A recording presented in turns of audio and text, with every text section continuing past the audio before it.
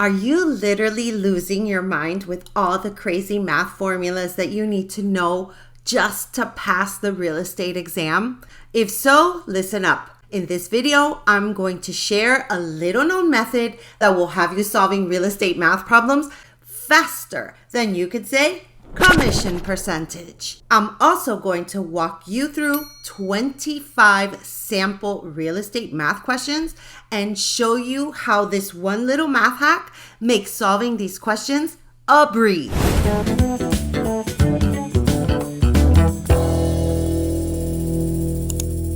All right, so enough with the gatekeeping. I am about to unveil the secret. It's called the T method, and it's about to become your new best friend. No more pulling your hair out trying to remember formulas like a mad scientist. No more late nights trying to cram formulas that look like algebraic hieroglyphics. Just set it up, plug in what you know, and presto, you've got your answer without all that formula frustration. So grab a pencil and a calculator and let's get ready to learn the easy way to real estate math mastery. All right, let's get into this so we can get back to studying so we can pass that exam. The T method is so simple yet so powerful. Here's how it works in just 3 easy steps. Step 1, label the chart. What you're going to do is draw a T and then label the top as part. This section is where you will put the part or a portion of the total amount. For example, this can be a commission amount or a net operating income, down payment amount, and so on. Now we're going to label the left column with your total amount, which is usually sales price or market value amounts. You can also include commissions here, but only when there's a broker split, because that commission would be considered a total amount. But let's not get ahead of ourselves here. I'll explain that a little further into the video. Here's the last part of this step. We're going to label the right column with your rate amount or percent amount. Make sure to convert all percentages into decimal form by dividing by 100 first. Here's an example. 3% equals 3 over 100, which then equals 0.03. Step 2, insert the signs. Now you're going to insert a division sign here and a multiplication sign here between the left and right columns. Don't forget to also add the times 100 on this column, so you don't forget to multiply by 100 after dividing if you have to use this side of the chart. Okay, so how this chart works is that if you get a part and a total, you're going to divide, then multiply by 100 and get a percent or rate. Now, if you get a part and a rate, you're also going to divide. But remember to divide that percentage by 100 first. And when you divide those two figures, you'll get the total amount. And the last part is if you get a total amount and a rate, first you'll divide the percent or rate by 100, then multiply those two figures and end up with the part or portion of the total amount. Step 3, just plug in your numbers and get those answers. It's that easy. No crazy formulas to memorize. Just set up this little chart and use what you're given to find what you need. Now let me show you this magical method in action using 25 different sample real estate math questions. Let's start with an easy one. Here we go. Number 1, a property is appraised at $550,000 with a loan to value ratio of 80%. What is the loan amount? First thing we're going to do is take out the T chart. Then we see that the property has an appraised value of $550,000. Since that is considered a total amount, I'm going to put that in the total column. I also see that it has a loan to value ratio of 80%. Since that's a percent, I'm going to put that in my rate column. So convert 80% to a decimal. I say 80 divided by 100 is going to equal 0.8. Now all we have to do is multiply. So $550,000 times 0.8 equals $440,000. So the loan amount for this example is $440,000. So my answer is B. Number 2, a property's annual taxes are $4,800 with a tax rate of 1.2%. What is the assessed property value? So the first step, since we have a percent, we're going to take out the T-chart. We also see that the property's annual taxes are $4,800 and a tax rate of 1.2%. So I'm going to put the $4,800 of the annual taxes as the part amount, since they want to know what is the assessed property value. That would be considered the total amount. And the 1.2% would go in the rate column. I would then convert 1.2 to a decimal, divided by 100, so that equals 0.012. So now we see that we have to divide. So $4,800 divided by 0.012 is going to equal an assessed property value of $400,000. So the answer to this one is C. Number 3, a property has a value of $240,000 and a net operating income of $30,000. What is the rate of capitalization?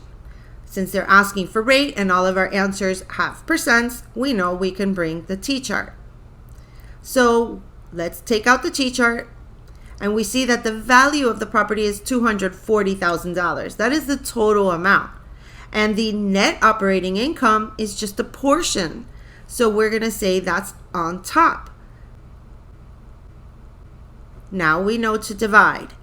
So $30,000 divided by $240,000 equals 0.125. Now remember to multiply by 100 to convert that to a percent.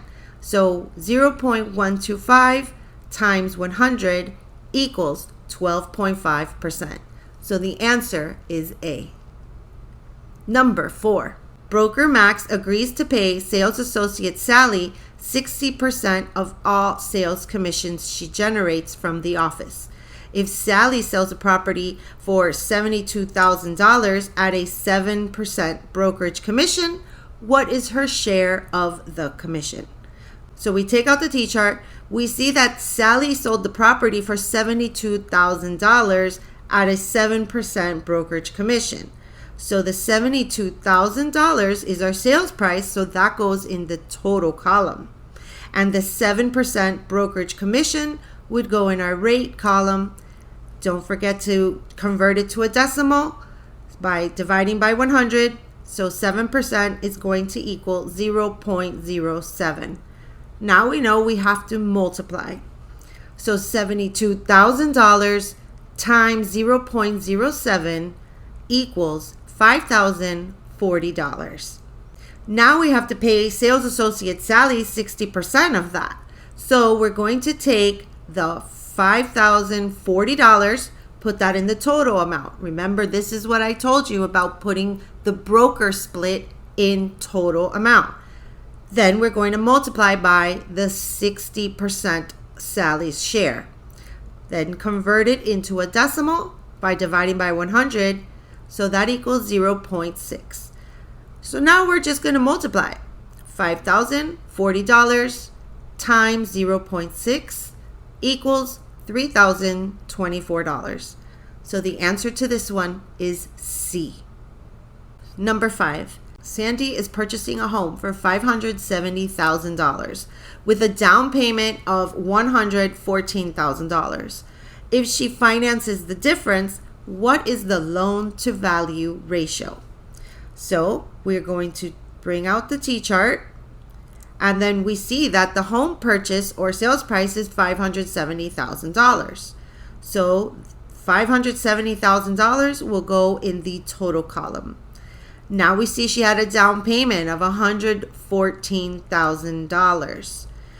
But we have to find out what the loan amount is here first. So $570,000 minus $114,000 equals $456,000. Now that we have the loan amount, that can go in the part section. So now all we have to do is divide. So $456,000 divided by $570,000 equals 0.8. And then remember to multiply by 100. So 0.8 times 100 equals 80%. So the answer is B. Number 6, a buyer purchased a property for $65,000. A lending institution loaned the buyer 80% of the purchase price and charged a discount of 4 points. What is the amount of the discount paid? All right, so let's take out the T-chart. We see that the buyer purchased a property for $65,000 and they're giving her 80% of that for a loan. So we got to find out how much the loan is first because discount points are always applied to the loan. So when we put $65,000 in the total column and 80% in the rate column, don't forget to divide by 100 to convert your percent to a decimal. So 80% is going to equal 0.8. So now all we have to do is multiply. 65,000 times 0.8 is going to equal $52,000. So now that we have our loan amount, we can put it in our total column. Okay, so now we see that we have 4 points here. Remember, 1 point equals 1%. So 4 points is going to equal 4%. So we're going to put that 4% in the rate column, convert it to a decimal. So 4% equals 0.04, and then we're just going to multiply again. So $52,000 times 0.04 equals $2,080. So the answer to this one is C. Number 7. An apartment building consists of 430 units. The complex is 90% occupied. How many units are vacant? So let's take out the T-chart. And we see that there's a total amount of units of 430. So we're going to put that in the total column. And then we see that the complex is 90% occupied. So we put 90% in the rate column, convert it to a decimal by dividing by 100. So that's going to equal 0.9. And now we multiply. So 430 times 0.9 equals 387. That's how many units are occupied, right? So the 387 units are occupied. Now we got to find how many are vacant. So what we could do is simply subtract. So 430 of the total units minus the ones that are already occupied is going to give us 43 units that are vacant. So the answer to this one is C. Number 8. If the closing costs total $8,000, which was 4% of the purchase price, how much was the total sales price? All right, let's take out the T-chart. We're going to put our 4% in our rate column, convert it to a decimal by dividing by 100. So that's going to equal 0.04. Now, closing costs are just a portion of an amount. So that will go on the top part in part. So 8,000 on top, which means we're going to have to divide. So $8,000 divided by 0.04 is going to equal $200,000. So the answer to this one is A. Number 9. Gabe's home has an assessed value of $172,000 and his tax rate is 0.55%. What are the annual taxes? All right, let's take out the T-chart and we put our percent in the percent column. So 0.55% converted to a decimal is 0.55 divided by 100. So it's going to equal 0.0055. And then the assessed value of $172,000 is considered the total amount here. So we're going to put that in the total column. And now we see that we just have to multiply. So $172,000 times 0.0055 equals $946. So the answer to this one is A. Number 10, if a capitalization rate of 10.5% is used, what is the market value of an investment property assuming a net income of $8,424? So let's take out the T-chart. We'll put the cap rate of 10.5% in the rate column, convert it to a decimal. So that's going to give us 0.105. And now our net income of $8,400 is just a portion of a total. So that's going to go in the top. So we see now that we have to divide. So $8,424 divided by 0.105 equals $80,228.57. So your answer to this one is B. Number 11.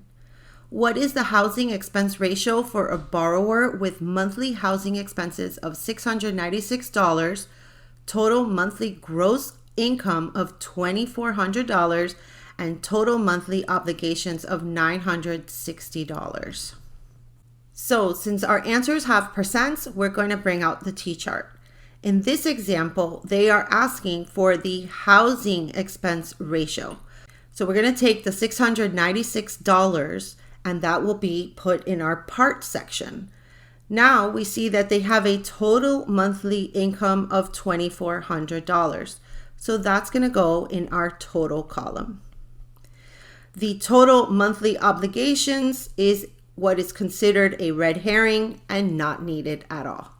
So all we're going to do is divide $696 by $2,400, and that equals 0.29. Don't forget to multiply by 100 to convert that to a percent. So 0.29 times 100 is going to equal 29%. So our answer to this one is A. Number 12. Tony is able to pay $2,380 toward housing expenses. What is his total monthly gross income if he wants to comply with the 2836 rule? So let's bring out the T-chart, and he is only able to pay $2,380 towards housing expenses. So since he is only able to pay $2,380 towards housing, I'm going to put that in my part column since they want to know his total gross monthly income. Now, since I'm talking about housing expenses, I'm only going to use the 28% in this 2836 rule. So the 28% goes in this column. Convert it to a decimal by dividing by 100. So that equals 0.28. Now we just divide. $2,380 divided by 0.28 equals $8,500. So that is his total monthly gross income. So the answer to this one is D. Number 13. An agent was to receive a 35% share of a 3% gross commission. The salesperson received $4,500. What did the property sell for? Let's bring out the T-chart. So I see here that the salesperson received $4,500. So we're going to have to work this one backwards. Remember, in any commission, there's two cuts. You have the cut with the other agent, and then you have the cut with your broker. So we're going to work backwards in this example. So the salesperson received $4,500, so that's going to be considered our part. Now, the first cut is going to be backwards, so we're going to use the broker cut first, which is 35%. So we're going to put that in our rate column. Convert it to a decimal by dividing by 100, so that equals 0.35. Now we're going to divide, and we're going to find the total gross commission before the cut. So $4,500 divided by 0.35 equals $12,857 and then 0.14286. Now that is going to be our part as well. Since that is now considered the total gross commission that was sent to the broker side, now let's see how much the property sold for. So now that is also going to be considered the part. So you're going to put $12,857.14. Let's just put 14 here. But remember, never convert that. Always leave your decimal to at least 4 decimal places. And then we're going to cut it by 3%. So that's going to go in my rate column. Convert that to a percent by dividing by 100. That equals 0.03. We're going to divide again. So 12,857.14286 divided by 0.03 is going to equal our sales price for the house.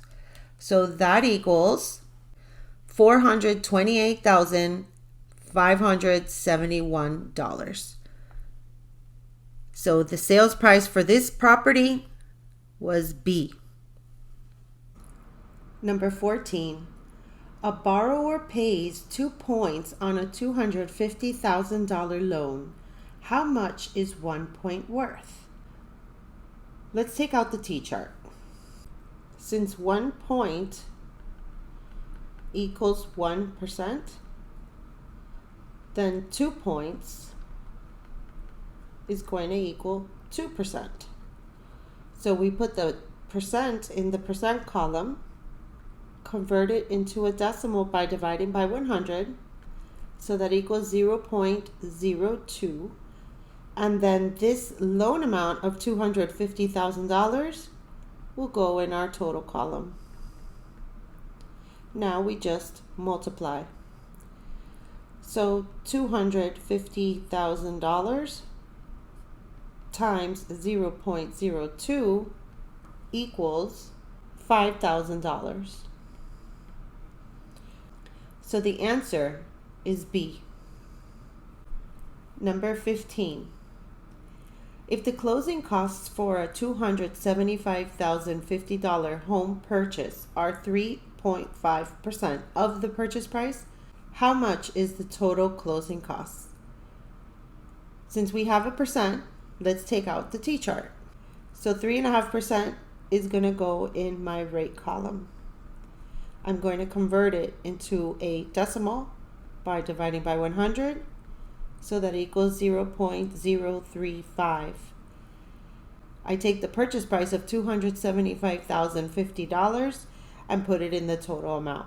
Now we're just going to multiply.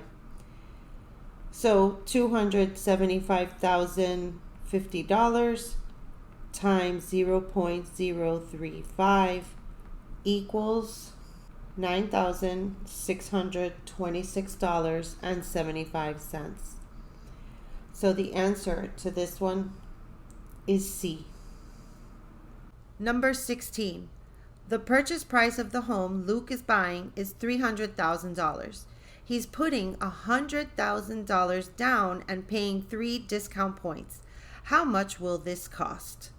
Let's bring out the T-chart. We see that the purchase price is $300,000 and he's going to be putting $100,000 down.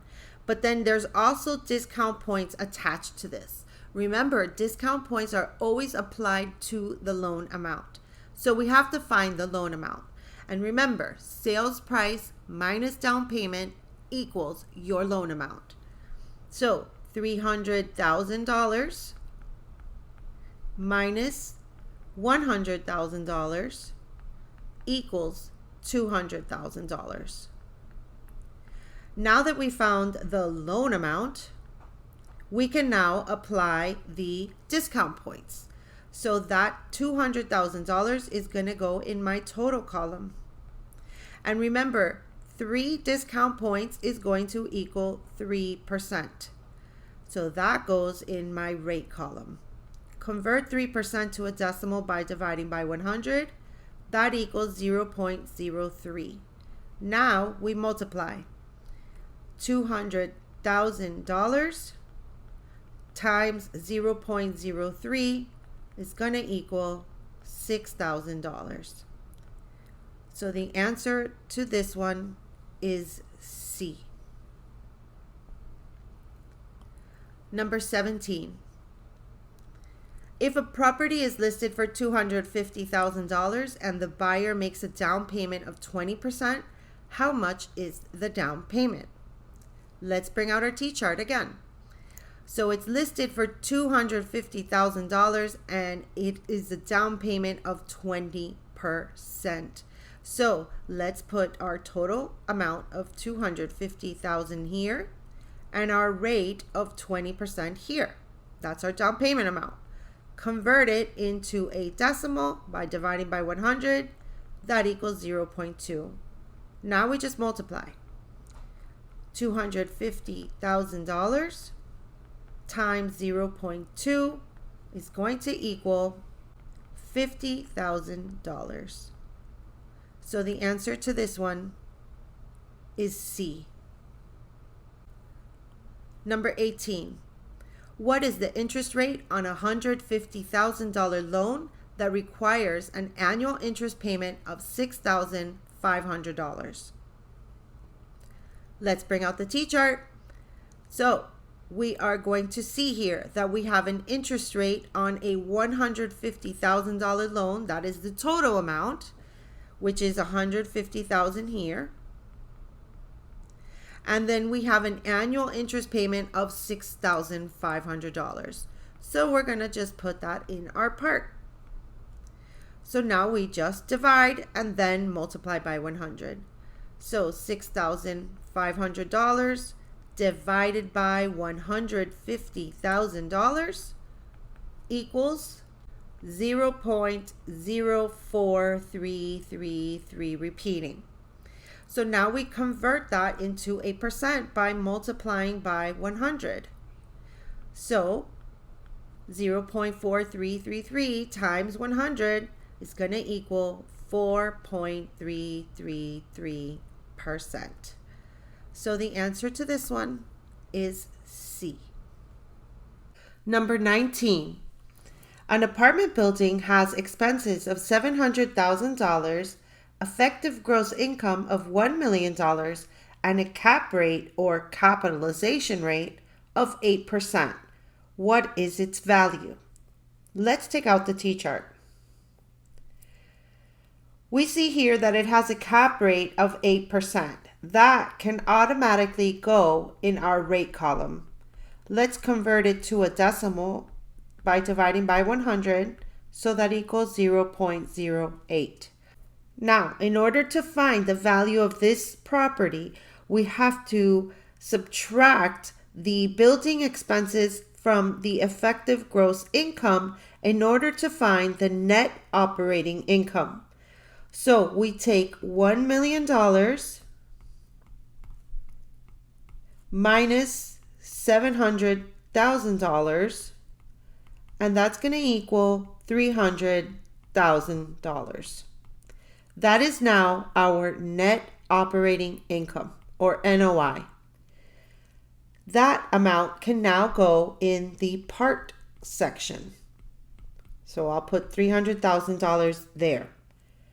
I now see that I have to divide.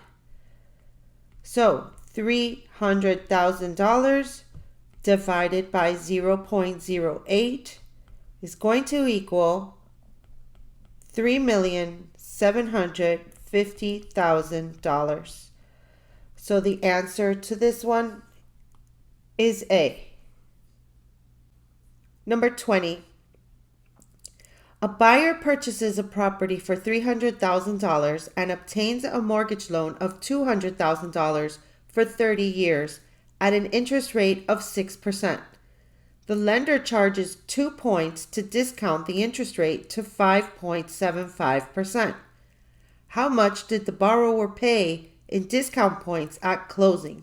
Since we're talking about discount points, we know that that is going to be a percent. Now, I see that they purchased the property for $300,000 and they have a mortgage loan of $200,000. Since discount points are only applied to mortgage loans, I'm going to use $200,000 as my total amount. So I'll put it in this column. And since the lender charged 2 points, remember 1 point equals 1%, so 2 points is going to equal 2%. So the 2% is going to go in this column. I'm going to convert it into a decimal by dividing by 100, so that equals 0.02. Now we see we have to multiply. So $200,000 times 0.02 is going to equal $4,000 in total discount points paid. So the answer to this one is A. Okay, now that we've gone through 20 very typical questions similar to the ones you may see on your exam, we're going to use the same method to solve a question similar to one you may see on your exam that includes taxes, mills, and assessed value. Number 21. If the assessor has determined that a property has an actual value of $350,000 and this class of property tax has an assessment rate of 29% and the tax rate is 22 mills, what is the annual tax? Remember that when we are dealing with taxes, we talk about the assessed value of the property. So we have to find the assessed value of the property first. So let's take out the T-chart.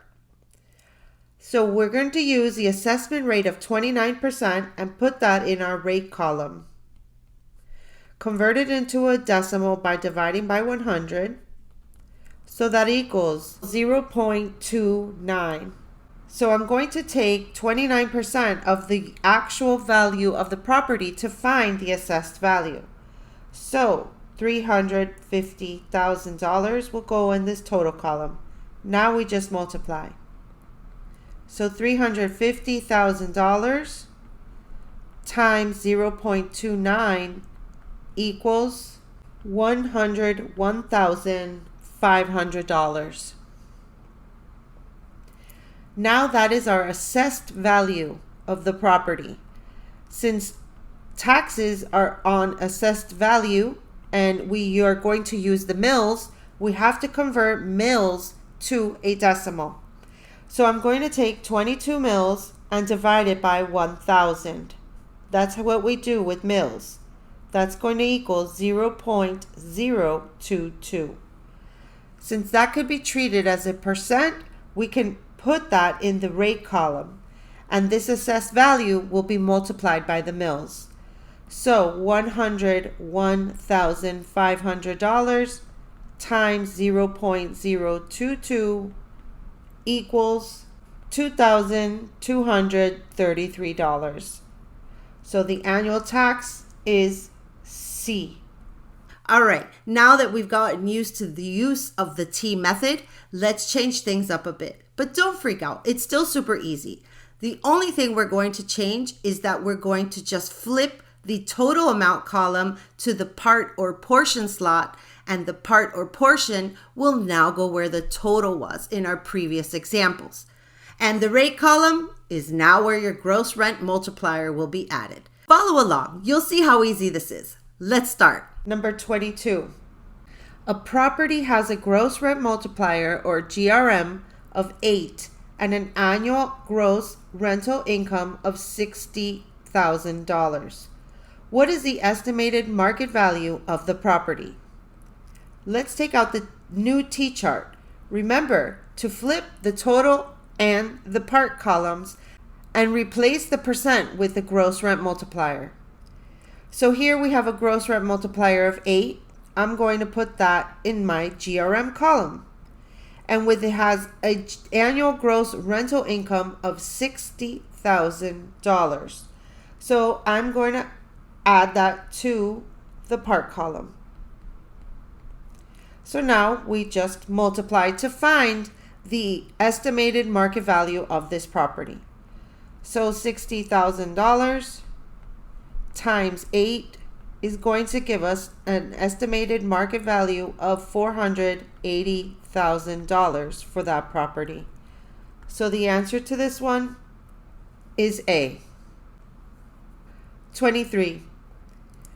What is the monthly gross rent multiplier for a house that sold for $269,500 and was rented for $2,000 per month? Okay, since we're dealing with gross rent multiplier again, remember to use the flipped T-chart with the total on top instead of on the left column. So here is our new T-chart. We see that the house sold for $269,500. So I'm going to put that here where the market value is going to go for the gross rent multiplier. And we see it was rented for $2,000 a month. So I'm going to put that here in my part column. And now I see all we have to do is divide to find the gross rent multiplier. So $269,500 divided by $2,000 equals 134.75. So the answer to this one is B. What a breeze. Okay, now on to area problems. When solving area problems, we're not going to be getting a percent, but we can use this T-chart and set it up in a way where the total area is on top and your base and height are in these columns. Let's check out this example. Number 24. What is the area of a lot that measures 75 feet by 125 feet? So let's bring out our new T-chart with area. Since they are asking for the total area, that means we're looking for this top portion. So we're going to take 75 and put it in this column and take 125 and put it in this column. Remember, you're multiplying, so order does not matter. I could have 125 on this side and 75 on the other side, and it still will come out with the same answer. So 75 times 125 equals 9,375 square feet. So the total area for this lot is C. Number 25. If a lot has an area of 9,000 square feet and the frontage is 75 feet, how deep is the lot? So let's bring out our area T-chart. And I see that the area is 9,000. So that's going to go up here. And now the frontage is 75 feet. So I could put it in either base or height. So I'm going to just put it here in 75. So now I divide. 9,000 divided by 75 equals 120 feet. So the answer to this one is A. Wasn't that so much easier than trying to remember pages of formulas? The T method is your real estate math lifesaver. So remember, future real estate superstars, stop pulling your hair out memorizing formulas. Just use the T method instead to breeze through those math questions on your licensing exam. Need further clarification on the T method? Check out this video right here for more T method madness. Or check the link in the description box below for more questions that use the T method. If you found this video helpful, be sure to like, subscribe, and turn on notifications by clicking on that bell so you don't miss any of my tips for passing the real estate exam on the first try. Stay tuned after the video to find out how you can amp up your math skills with our #1 selling product. I'm Maggie from Maggie's Real Estate Academy, here to make math easy for you. Happy studying and see you in the next video. If you're looking to elevate your math understanding and boost your chances of acing the real estate exam, I want to share something special with you. Introducing Math Skills for Real Estate Success, your ultimate companion to mastering real estate math, packed with comprehensive exercises, step-by-step explanations, and invaluable tips. This workbook is designed to help you conquer any math challenge that comes your way. Head over to justcallmaggie.com/shop and grab your copy today. Trust me, this workbook will be your secret weapon in becoming a math whiz in the world of real estate.